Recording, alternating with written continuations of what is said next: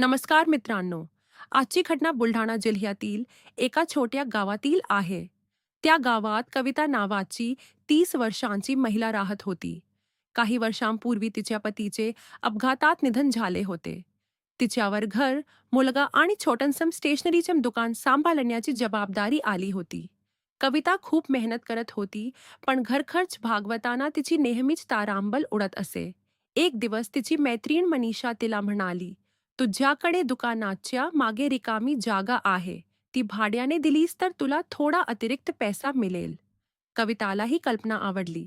काही दिवसांनी तिची ओळख राजेश नावाच्या एका ट्रक चालकासोबत झाली. तो सतत त्या रस्त्यावरून ये जा करत असे. हळूहळू दोघांमध्ये मैत्री झाली.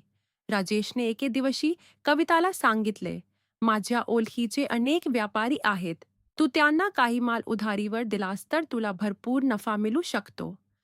सुरुवातीला कविता साशंक होती, पण जास्त पैसे मिळण्याच्या आशेने ती तयार झाली. काही महिन्यांतच तिची कमाई वाढली. नवीन कपडे, नवीन मोबाईल आणि घरात अनेक वस्तू आल्या. हे पाहून गावातील लोक आश्चर्यचकित झाले.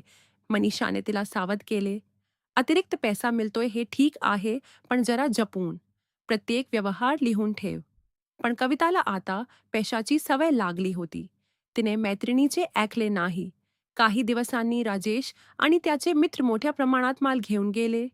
त्यांनी काही रक्कम दिली, पण उरलेले पैसे नंतर देण्याचे आश्वासन दिले.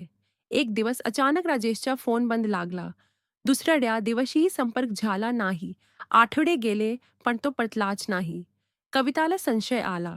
तिने चौकशी केली तेव्हा समजले की अनेक गावांमध्ये अशाच प्रकारे लोकांची फसवणूक करून ते पळून गेले होते. कविताने पोलिसांत तक्रार केली. तपासात समजले की लाखो रुपयांच्या